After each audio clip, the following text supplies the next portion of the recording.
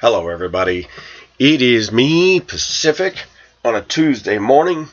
Gotta drive a bus today, and I'm glad. I did a bunch of work in the yard yesterday, and finally getting so many things done that haven't been done in years, like some serious tree trimming that I did on Saturday, and I like to work hard. It feels good, you get something done, and you feel like you've accomplished something. I wanted to stick the boot in on American hot-looking woman, and this time there's a reason for it. I've had enough discourse, dialogue, interaction, email, talking with women most of my life to be able to put all this together in one complete, generalized but factual package.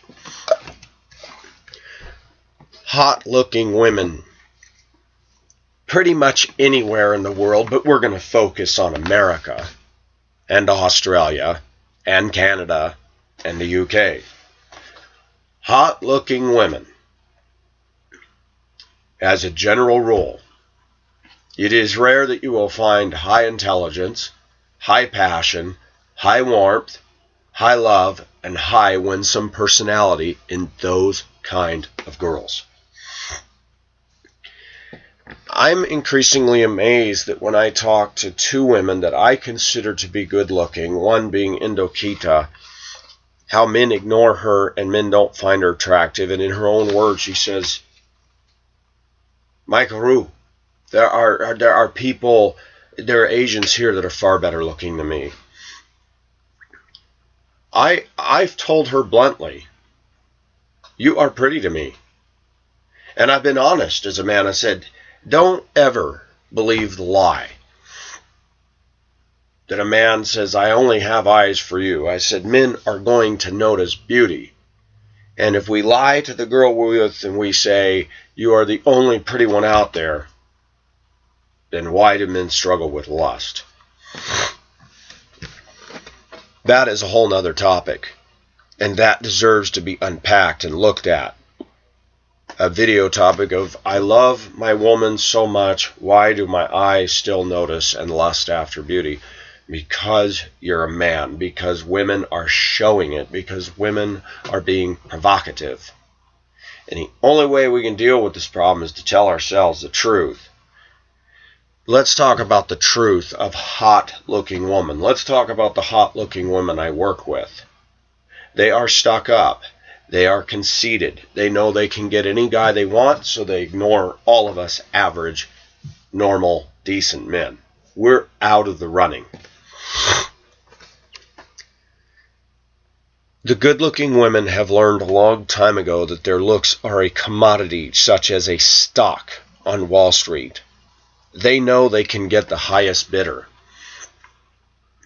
Women complain about men being pigs, but it is women who enter the porno industry in the shiploads doing lesbian acts on film, lesbian acts in pictures, disrobing, taking everything off, and doing all manner of silly and crazy and immoral behavior to make big money because I'm a princess and I'm hot looking.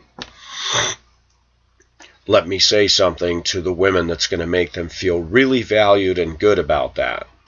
You will be held accountable for putting yourself out there as a stumbling block to males. How do I know this? The Bible says it is better for a millstone to be hung around your neck than to cause one of these little ones to stumble. I can tell you authoritatively that I stumbled when I was a kid, and me and several boys in the neighborhood, while in elementary school, we're roaming the neighborhood with nothing to do, and one kid says, come on over to our house, and he showed us penthouses, and the first time I saw it, I was appalled. Pictures of women with their legs spread apart, and the first time I saw a picture of a vagina, I was like, that is disgusting. Pictures with their shirts off, but it did something to me. My dad had them. My dad had them where they were accessible. When I told my mother about that years later, her comment was, you weren't supposed to get into those. Oh, okay. So, once again, it was blamed on me for getting into something I shouldn't get into. Never mind the fact you have children, and no matter how horny dad was, maybe he shouldn't have that stuff in the house. Many fathers have introduced their children to porn early on. When I was a kid, when I was down in the bathroom, there was a hardbound olive green book with secretary joke cartoons that showed secretaries with their shirts off or their nipples spilling over the top of their shirt, bending over in front of the boss. And this was the kind of stuff that adorned the men's bathroom in Mammoth Lakes. Is it normal for men to notice pretty women? Yes. But when women sell themselves, and this is what shocks me about the whole feminist movement. When I was a kid, a lot of women were very against porn, including feminists. They thought men are so disgusting. And they repudiated it. They hated it. There were campaigns to ban porn. Now, it's a woman's right to show my body, and you can look at the menu, but you can't touch. And they wonder why men are sexually frustrated, and men are horny, and men think about sex all the time when they're showing their hardware. I have found that I have always had more intelligent conversation with a woman that considers herself plain Jane than any good-looking woman on the planet. I am not saying there aren't hot-looking women that aren't intelligent, but they're rare. When a woman has been told over and over how beautiful she is, she learns very quickly. That is your college degree. I know women that have gotten positions in businesses not with college, not with experience, not with education, but because they got a set of bazoomas that's in your face. Go into most businesses in Denver, go into most businesses in any major city, and you will see a woman with a low-cut top at the front desk, virtually every time. Sex appeal sells. It's used to sell pop, it's used to sell cars, it's used for marketing through and through. But what kind of substance do we get out of these hot-looking women? How many of these hot-looking women actually are selfless and care about others? I don't see it. Poetic justice has a way of revealing itself. Unfortunately, we men have to wait a while to see turnabout as fair play, or as some people call it, karma, that when that woman who's played her looks card all her life starts hitting her 40s and her 50s and things sag and wrinkles come and all of a sudden the men aren't looking at them anymore, then what is left? The skin shell of a woman, hollow inside like a chocolate Easter bunny. Bite into it, look at it. When you bite in, there's a whole bunch of air inside. Why do you think all the blonde jokes have been made about how airheaded they are? This wasn't talking about somebody who is blonde per se. It was talking about very good-looking blonde women. I get more depth out of less than perfect-looking women than I do out of hotties. 99.9% of the time. Some of the girls that I've had fun with in my life have not been the hotties, but more the tomboy. Now, I want to define tomboy because in the Philippines, tomboy means lesbian. In the U.S., tomboy means a girl who is feminine and girl and into boys, but she'll wear blue jeans, she'll get in the truck, and she likes to do some boy things. Not be a man, not talk like a man, but just likes to hang with guys. I tend to get along with those kind of girls. In the U.S., the real feminine, prissy girls, they don't want a guy like me. I drive a school bus. I don't have that, suaveness about me. And I'm not even going to try. Pliers, screwdriver, chisel, another screwdriver, and something to be used on good-looking women every time they open their mouth, duct tape. Sorry. I look at what I consider very good-looking women, high-caliber looks woman. I find them to be bitchy. I find them to be moody. I find them to be rude. I find them to think that they are superior to everybody around them. They have nothing to offer us men. Even if you were to get the grand kahuna, as most men would call it, and get, laid by her, it is doubtful that you would have an exhilarating sex life with a woman like that. I have found in my own experiences that the women who don't think they're hot looking but are slender and attractive, but not going to adorn the covers of Mademoiselle, Elle, Cosmopolitan, People, or Us,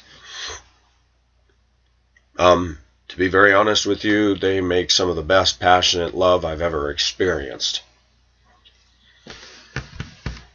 There's more depth to people whose focus is not their looks. I'm going to tell you something I've learned about us. Pacific's big selling point in this secular sense is my work ethic. I can work harder than most guys my age. And when I go and do stuff, people are just like, whoa. That's my selling point. Unfortunately, that will not make me as much money as a girl taking off her top for a porno site. And that, to me, is sad. Men like us have it much harder than a good-looking woman. Hands down, every time, true, factual, generalized statement that cannot be disputed. If I was a hot-looking woman, I could go places. I could get visas. I could get travel rights. I could hook up with a rich businessman that would wine and dine me and take me everywhere and put me in his office in a high-paid position just because I'm hot-looking. But they didn't earn it.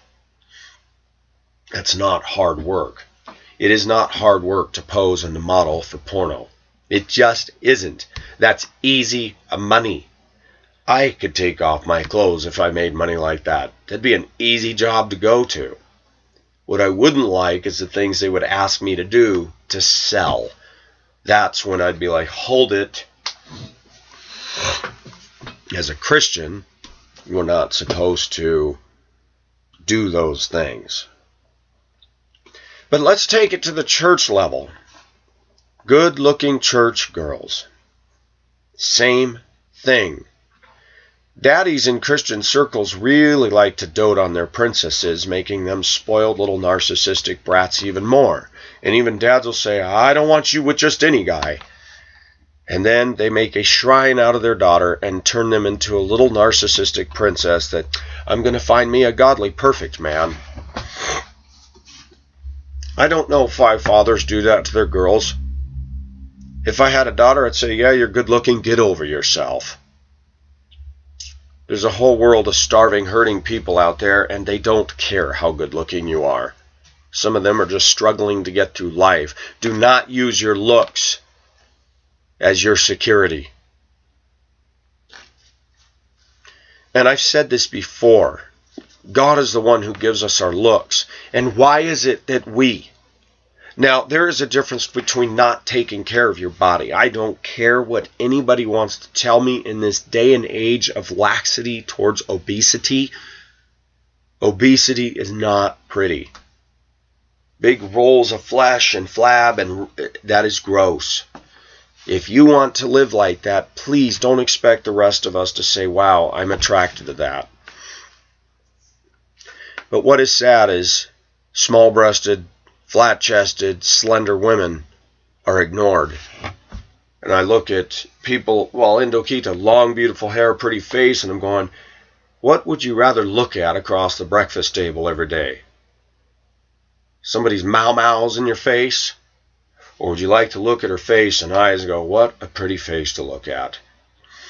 Because I'm going to tell you something, men. After the erection, after the orgasm, you got to live with that crazed woman you're with. Then what?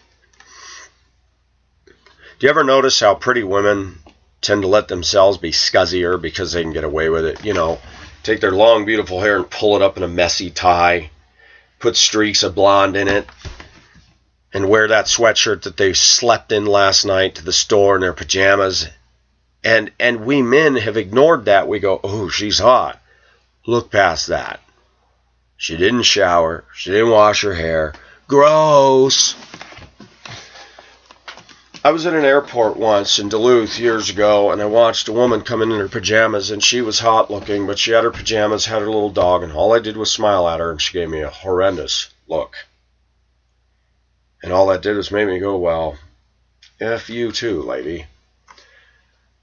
Why are good-looking women so stuck up? Why do good-looking women think that they can go out in their pajamas to the store? Because not one man is going to turn around and say to him, hey, lady, you think you could put some clothes on? Going to the store in your pajamas, that's a little tacky. I'd like to see it. I'd like to see some men say, that's gross. Did you shower today, babes? Oh, watch them explode and get mad. I'm going to be honest with you. It angers me. It angers me and bothers me the way they dress, the way they're so stuck up. And those same women still want an average guy like me to notice them. I've done experiments. I remember years ago I lived in Duluth, Minnesota. University of Minnesota, Duluth is home of liberal feminazis as you can get. We'll say one thing for the Finnish, Swedish, and Norwegian cultures. There's a lot of fine-looking white girls in that culture, and they know it. Swedes with long blonde hair, blue eyes. Some of the brunettes, unbelievable. But I found them to be stuck up, and I learned something. I said, you know what? Don't look at these women. Pretend you don't see them. When I ignored them, they said hello. When I said hello and smiled first, they ignored and snubbed me. I don't know why people got to do that. It takes so much energy to play those little dumb games, but they do it. I have found that good-looking women, you're going to not really get a substantial conversation. There's a good-looking woman at work. She dates guy after guy, black man, Mexican man, gets to use their hot little Corvette, drive this, drive that. And all the men look at her and her long black hair and her good-looking body and go, oh, I'd love to have that. And they said, but I see her every day. She doesn't care about anybody. She's stuck up. She's conceited. She's busy social media. All these guys that are interested in her. And there's not 1 ounce of substance. You cannot have a deeply intelligent conversation with her. Cannot. There has to be a balance in us men and what we go for in a woman. I think it's okay to think those women are beautiful. But I'm sorry, I'm going to be crass to my viewers. Really, all that those women have put themselves to be is they're good for a lay, and that's it. And even that is doubtful. Because they'll probably lay there in bed and make you worship them. And you're not going to get a lot of reciprocal from them. Pacific, because he's been around the block and done things, right or wrong. I have found some of the Filipinas across the ocean that were beautiful, made really good love. They put their arms around me and touched me and were involved because a man noticed them. And a man looked them in the eye and said, you're beautiful. No, I'm not. My breasts are too small. No, honey. To me, you're beautiful. One of the things I've discovered is that when a woman is loved and accepted, she comes alive. She comes alive in a way you never dream of most of the time. I'm not talking about hooking up with the wrong woman like I did with the Beth in Hong Kong. That was a disaster. I loved and adored her, and it didn't faze her. She was self-centered, she was narcissistic, and she was all about materialism and spending money and demanding money. And I'll tell you what, some of the finest looking women I've seen relationally are a walking disaster. Go look around and look at Hollywood. Who was the one that just recently dumped her husband? Nobody wants to live with these chicks, man. It's all passé. Everybody in Hollywood goes, oh, he got her. Yeah, only temporarily. I've listened to good-looking women in malls talk. I've watched good-looking women walk in public places, and I've heard their conversations, and never once have I heard them say anything of any eternal significance or any lasting importance or value whatsoever. It's flim-flam. It's tchotchkes, and it's bric-a-brac, and their lives are built on bric-a-brac. And yet, watch the evening news. Watch The View. All those women with their legs crossed and the big boobs, and they're going to pontificate on what they feel you need to know. And I've watched The View a couple times and said, this has nothing to do with my bus driving. This has nothing to do with relationships. This has nothing to do with the eternal God. This has nothing to do with anything that's going to matter 5 minutes from now. Nothing. An entire flim-flam industry has been built on hot-looking women. Hot-looking women getting paid the big bucks telling you what they think you ought to know.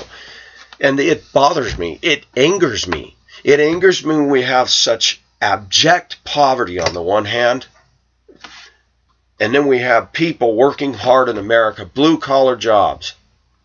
And those same good-looking women, I'm not going to date somebody who works at Walmart, drives a school bus, or drives a pickup truck and is a contractor. That is where we're at. In Yugoslavia, one viewer tells me women would die for you over here in Pacific because you're slender, you don't drink, you're Christian, and you're hardworking. She goes, I can't believe in America the women aren't after you. I said, it's true. They're not. They are rude. They are mean. They put me down. They mock me. She looked on her dating site. She saw the plethora of fat women, but then she also saw the slender, good-looking women. She goes, oh my gosh. You read the profiles of both of them, both types. High maintenance.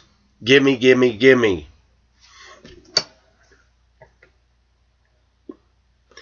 It is my experience and my express observation that highly good-looking women are generally immature, childish, and unable to get deep. Their lives are built on superficial, hollow, and flaky, just like the chocolate Easter bunny. Or better yet, how about the Peeps? Bite in, they taste so good, but there's just no substance that you can sink your teeth into. It's all marshmallow. And those women hate it when a guy like me says that, but it's a dead honest truth. Those women aren't moving the wheels of machinery in this country. They're not building our streets and producing our pickup trucks and building buildings and filling our libraries with good literature classics. They're not doing anything but littering the landscape with, look at me. If there's one thing that should serve as a complete and utter rebuke to hot-looking white women, as a rule, is the porn industry. Those same women that put us down and are so anti-male are the same ones selling their bodies to make a buck, knowing that men are going to masturbate over it, struggle with it, and pine away for a good-looking woman like that. And do they care about our struggle? By no means. What is the answer to all this stuff? I tell men collectively more and more, don't look at them. Don't patronize what they're doing at all. Ignore it. Pretend, even if you do notice them, don't let them know that. If women get that message loud and clear, maybe that will start to have an effect. More good-looking women than I know are really caught up in materialism and vanity. Expensive rides, expensive places to eat.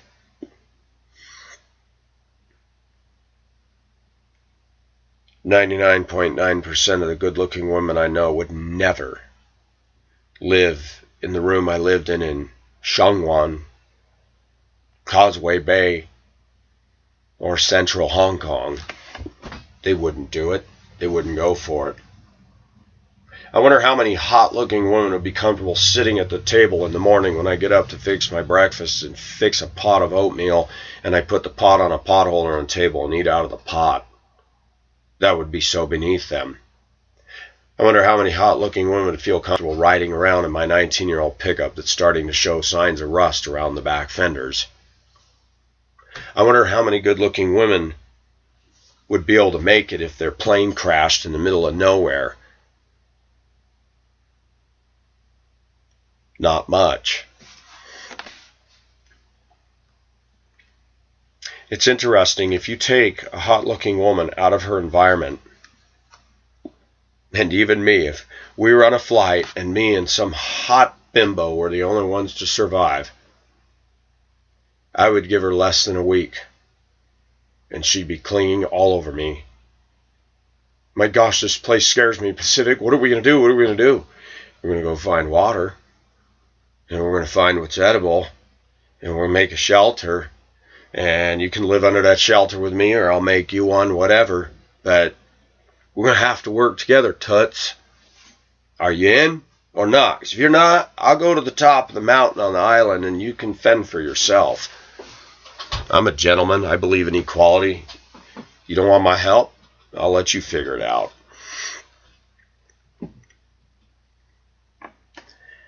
I believe that in time, after she got deprogrammed, she might find the ability to fall in love with me, because then she'd see me as a protector, a provider, and a man who has some working knowledge about how to survive on an island. The problem and the reason good-looking women proliferate, and I talked to a gentleman who comes out here and volunteers his time, a Christian man. He went to Africa to do some mission work last year.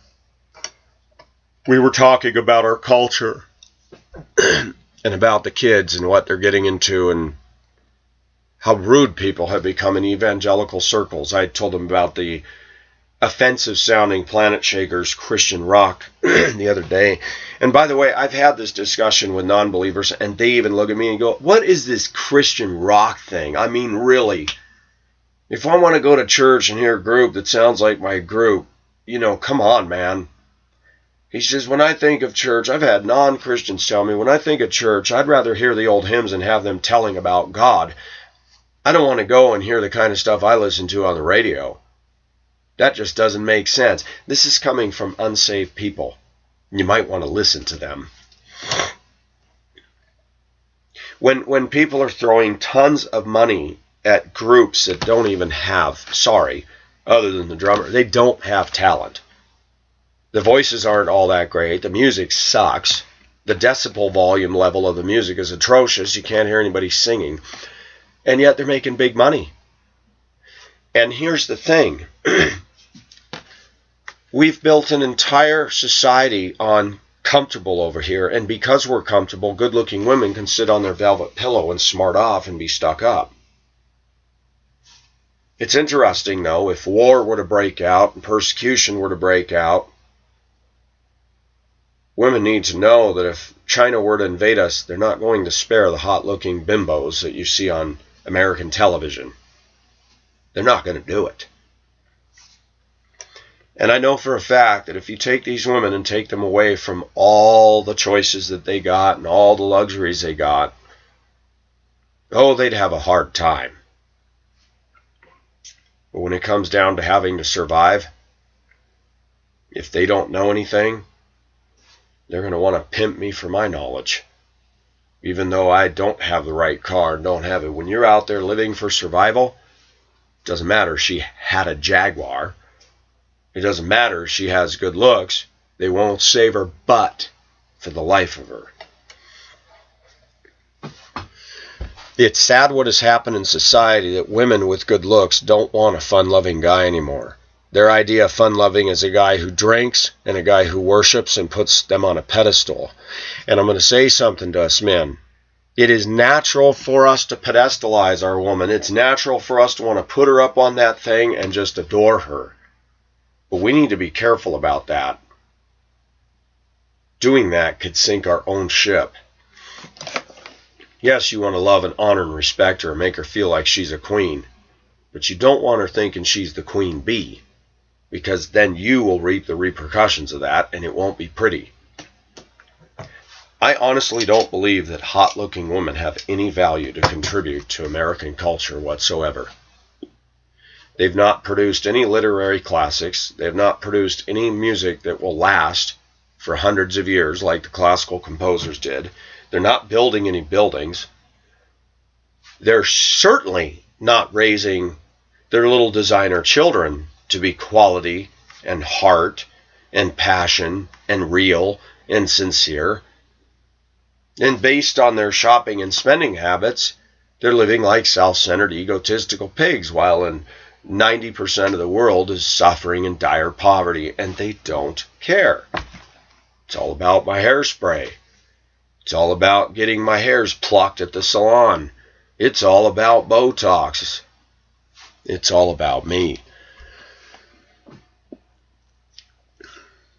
The only way that this would turn around is if disaster hit the U.S. in such ferocity that nobody cares how good looking you are.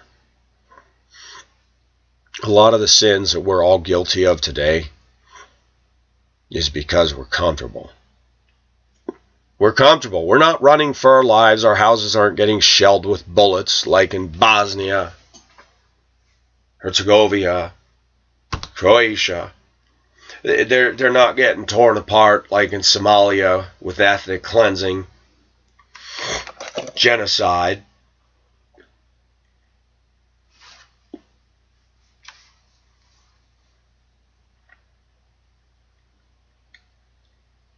But let's talk about Asian women and African women. They're posing nude too.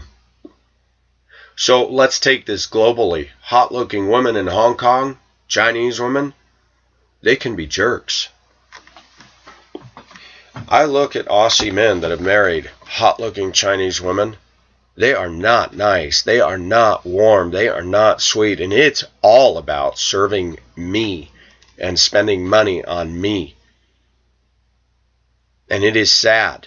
I see a lot of very tense relationships where there is no love and warmth. And it's all about utilitarianness. I would rather have a woman that loves me with reckless abandon and looks me in the eye and says, honey, I know you lost your job, but we'll be fine. We'll make it. We'll pull together. I see so many women in American society that want to sit down on their butt and we're supposed to give them a free ride. I was telling my Filipina friend the other day, it is annoying that we pay for the date, we spend our gas, we do all this. And I said, most women don't reciprocate. They don't. They have nothing to give us, but the man's supposed to put himself out there. And in this day of so-called liberation, equality, and feminism, women need to stand up and say, I tell you what, you pay for your half of the date, I'll pay for my half. I really think we should start forcing that issue. And I don't believe that really wholeheartedly, because if I love a woman, I want to give. But how come women aren't giving to us? Why does the man give? Why does the man got to put himself and his money, his wallet, his gas? Why does he need to do that? The women aren't giving much today, are they? And that's why I challenge my male viewers, take a look at these hot-looking women and ask yourself a question. What are they really contributing to the good of society other than eye candy that you can't have anyway? I don't mean to be rude, but I'm going to pull the gloves off. Classic, Maverick, Pacific. All these women give us is penis Olympics, masturbatory sports. That's it. That's it. Nothing of lasting value. And I'm going to say something. I think the struggle with masturbation is greater today because of the proliferation of pornography and the in-your-face, lackadaisical approach to dressing. When I went to the Potter's house on Saturday, African-American women, white women were dressed provocatively. And then they're jumping with their arms in the air, clean shaven underarms, their breasts nice and enhanced, and I'm going, I think of the verse, present your body as a living sacrifice. And I go, really? In church? These people think that this is pleasing to God? Now, I struggle. When I was in the Philippines, girls wear sleeveless shirts and stuff, but even the Filipinas that I knew that went to Catholic church or to Baptist church, they covered their skin. They would never go into church dressed the way they would in their normal day-to-day.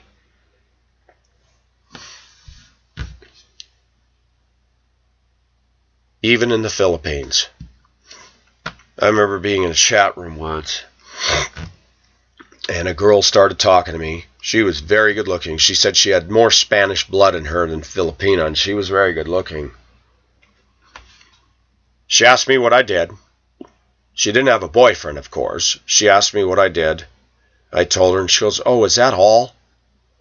The minute I heard that, I thought, yep, she's getting online to meet some man with money to sweep her out of her poverty. And it made me sick. And I met a lot of women in Filipina chat rooms that were very good looking. They didn't have any interest in me because they knew they could get what they considered their ultimate in a man. And it was more based on the money and the visa than his heart.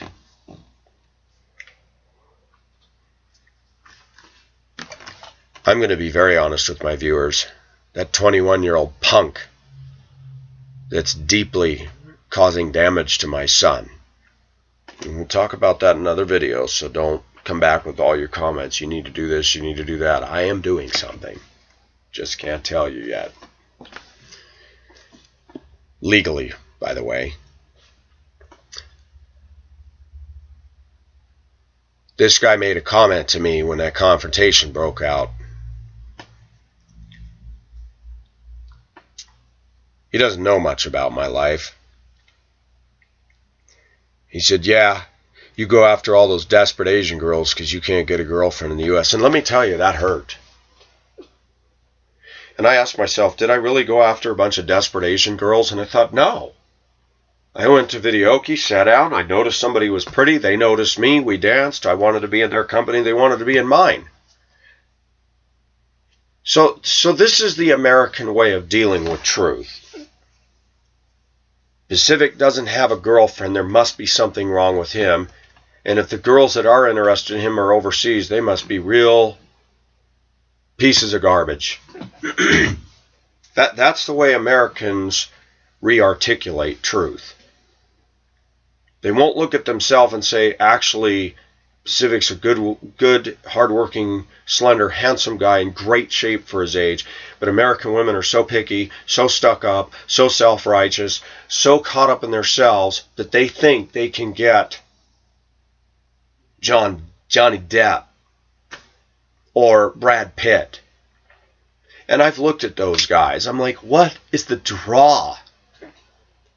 Not one of those cats has worked as hard as I have physically one entire day of their freaking life.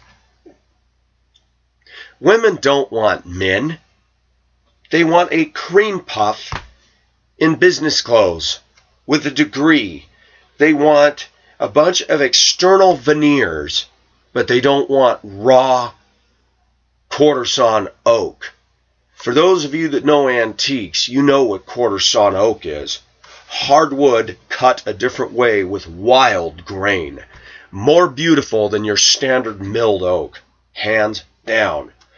I consider myself to be quarter sawn. Different, not mainstream, and some people don't like that. But when we're dealing with hot-looking women, they don't want rough-cut lumber like me. They don't want it. We are in a society that likes veneers, but let me tell you something about veneer. I've worked with furniture. Veneer looks good as long as it never curls or lifts up on the edges. But if you spill a glass of water on that, or put a dehumidifier on that thing, or a humidifier, it will ruin the veneer, exposing the ugly wood underneath. You take these women and you put trial into their life. You put persecution into their life. You strip away their house, their bank account, their money, and their looks, and guess what? Their veneer shows real quick. There's nothing underneath that's of any substance. Nothing. Nothing of quality. Excuse me. How many of you men are familiar with furniture, and women too? Excuse me. I notice a lot of girls today will go to Walmart and buy, hold on.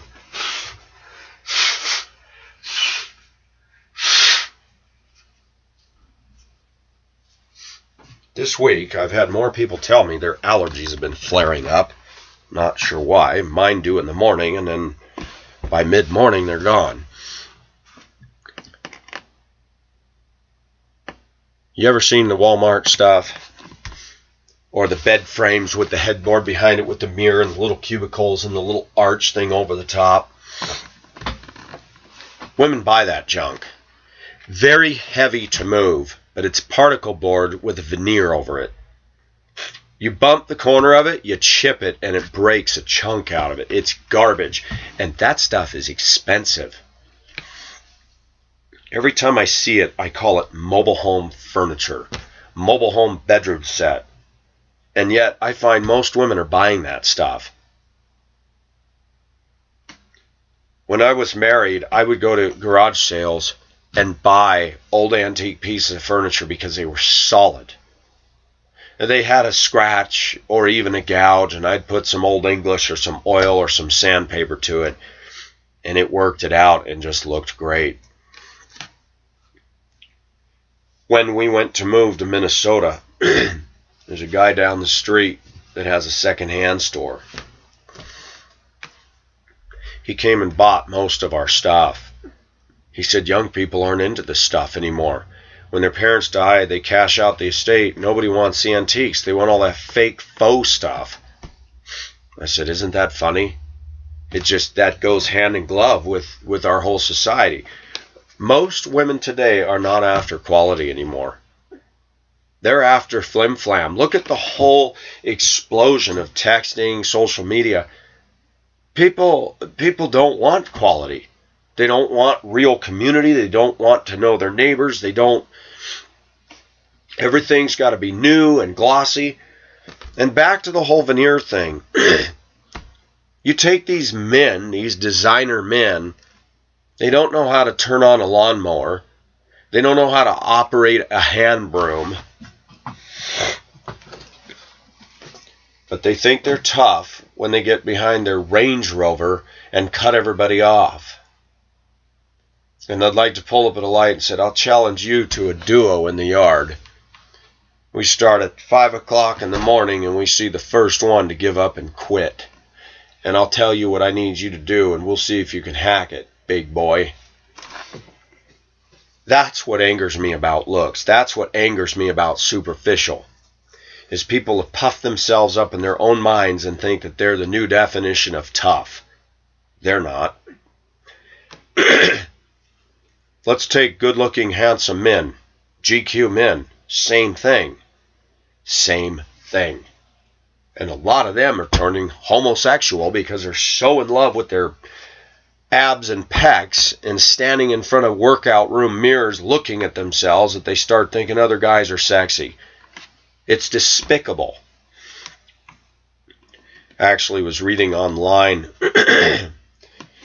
for men to combat lust. It said, quit looking at your naked body in the mirror. I started thinking, what's that all about? It's a form of narcissism. And it's true. Men who spend a lot of time doing that often start turning gay.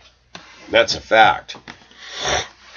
I had a friend years ago who came out of the homosexual lifestyle and became a Christian. He would go down to the workout place in one of the hotels in East End, Duluth, and he said, these men are standing there fully naked in front of full-length mirrors and flexing and adoring themselves. And he said, and they're all gay. He said, I found it repulsive. And I said, yeah, that would be a little bothersome. But women do it too. Look at how much time a good-looking woman spends in the bathroom. For what? I know more families of teenage daughters that have been late for church, late for this, because narcissistic princesses in the bathroom feels that she's got to look a certain way.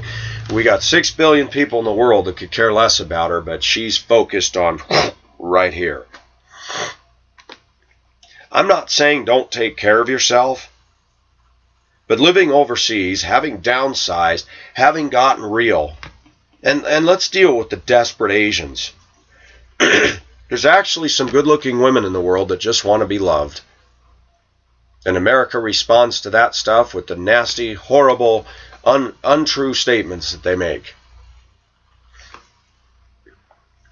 And let me make something very crystal clear. I've been around the block long enough that white women hate it when we fall in love with foreign women. They do not like it, Sam I am. Do not like green eggs and ham in a roller coaster car. They hate it. You have to ask yourself why. 1, I've been told by a woman who had an interest in me when she found out that I had chased a woman overseas. She had no interest in me. She said, my dad told me that American men that go after foreign women do that because they're losers and they can't get anybody in the society. And I said, that is not true. I've gotten women in the society. I had 2 former marriages to prove it, and I've had many, many dates with white women. But increasingly, I'm becoming more turned off, more and more, and my eyes are open. I'm going, I don't even want to be with them. There's no substance. I can have more conversation and email that's of any merit on any level with Indokita than I have with any American female in my physical, present, personal world right here, face to face. When I see stuff like this, I can't help but think, my gosh, I'm feeling more and more comfortable that I might just put that bumper sticker, Eric, on the back of my truck. Just say no to American women. Problem is, I live in this house, and she would get upset. But I'd love to do it. And it may come to a point when I move one day, I may just do it. Sadly, people would scratch up my truck and do something just seeing that posted.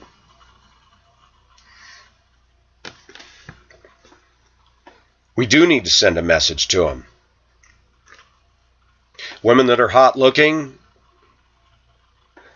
people say, well, they're confident. No, they're arrogant.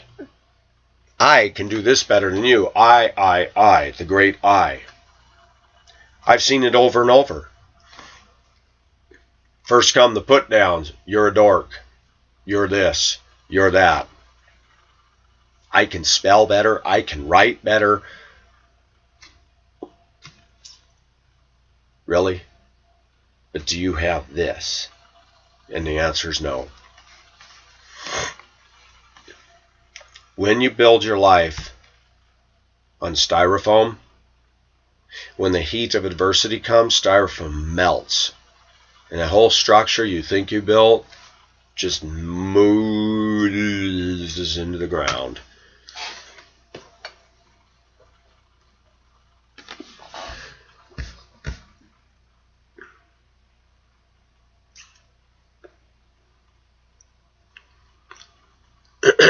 I know for a fact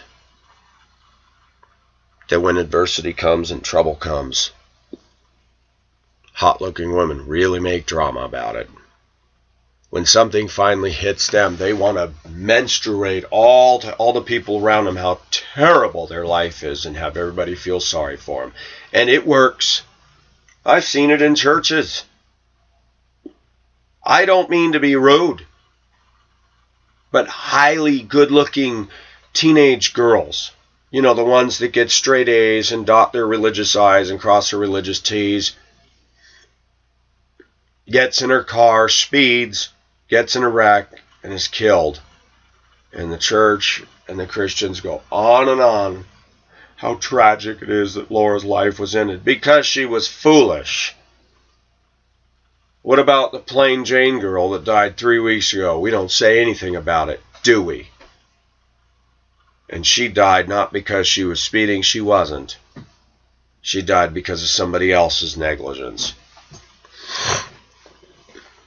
I'm tired of people grooming their daughters to be princesses. I'm tired, based on what I see on my school bus every day, that it's not just a handful of parents, but that all parents have put their little teenage good-looking girl on a pedestal, and that's why they're rude to me. That's why they can't say hi when spoken to, can't use manners. They're walking garbage cans. Walking dumpsters. They have nothing to give you. They're trash. Yes, I know what you're saying. That's not very Christ-like. It's the truth. God can save their soul and turn them into something, but as they stand now, they have nothing to offer the good of humankind at all. 99.9% of good-looking teenage girls are so selfish, so stuck up, and they have nothing to give anybody. Not even their own parents. And yet, what does our society do about this? Does it tell them the truth they need to hear? Do the dads stand up and say, you know, you're kind of being a bitch. Knock it off. No, they won't. Our society coddles and encourages them because men like the view of even those teenage girls running around scantily clad. It just disgusts me when I drive down Federal Boulevard, which is the heart of Mexican neighborhood, and that is a rough neighborhood. Car shops with rims and window tinting and pot shops, and Federal sucks. And I see hot-looking chicas walking around with their push-up bras and walking down a major boulevard where many, many older men and men that are piggy are looking, wow, look at that. And you ask yourself, what chica mother would let her chica daughter go out dressed like a chica whore? It's disgusting. Same with the African-American women. Same with the white girls. Our society just does it over and over and over. I think the funnest thing would be to be a police officer, pull up next to some scantily clad girl, run out of the car, throw a blanket over and say, I'm sorry, where's your clothes? Where's your clothes? Let me put this around you, and watch that girl freak out. Oh my gosh, what is he doing? We don't deal with it. The feminists are hypocrites. The feminists are hypocritical through and through and through. They don't condemn porn. They don't condemn it at all. But they turn around and condemn us men over and over and over. And it's disgusting. You women have created the porn industry, not men.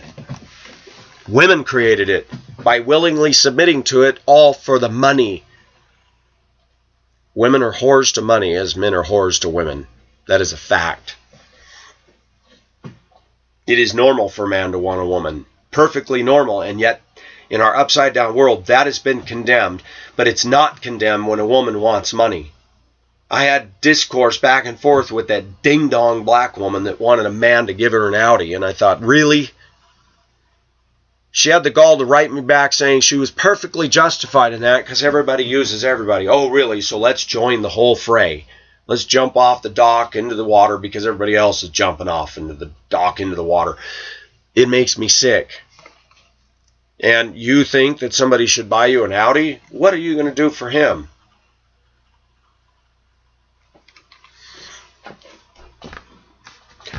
Pacific is not interested in using a woman. Pacific is interested in trying to have a woman in his life. Not trying. No, forget that. I'm interested in having a woman in my life and trying to build a life. Let's go buy this piece of land. Let's put a travel trailer on there and start building, little by little, a house. Let's do something. But more and more I realize I think that dream is pretty much gone. Women now require men to have it all together, financially, even though the women don't have it all together. And it's disgusting. Let me say this again. Hot-looking women are not quality women. They're not nice. They don't have heart. They have nothing to give you except eye candy. They're good for your insecurity when you're walking through downtown Denver or Lodo on a Friday night with cups of beer in your hand and everybody's going, wow, look at that chick that's with him. How shallow. Bite into some more marshmallow, please. It'll give you cavities. I notice the good-looking women, but at 48, I'm starting to get tired of them. They're immature. They're useless to me. Completely and utterly useless. You just say that because you can't get them. No. You're right. I know I can't get them. But I'm just unpacking what they have done and what they are and talking truth that they're never going to hear and listen to, but it needs to be said. They have nothing to contribute. They built their little world on their looks. And it would be like me building the Taj Mahal with marshmallow footings holding it up. It isn't going to work. Hot-looking women build themselves a house of cards. And one breeze of adversity, and it goes. I've heard more whining from a good-looking woman who has breast cancer or some little thing hit her life. I'm not saying breast cancer's little. And she's got to let everybody know, poor me! But she didn't pay attention to the average-looking woman who's had struggle upon struggle upon struggle. She doesn't give a damn. Hot-looking women don't drive any better than anybody else either. In fact, they drive bad. I'm good-looking. I don't need to use my turn signal. I don't need to be polite because I am what I am.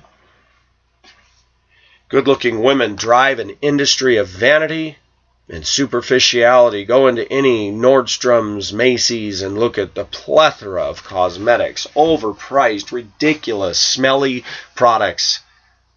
An entire industry generated, and yet I go back to my loser desperate girls in Asia who don't wear the makeup, who don't get caught up in buying all that, who just want a man to love them. I'm sorry. I look at Indokita, who has not one shred of makeup on. When she lets her hair down, she sent me some pictures yesterday. She's beautiful. No lipstick, no eyeliner, no blush. And she's shocked I'm so taken by her. I'm like, I know that if you were here, guys would go crazy for you, but you wouldn't want these guys.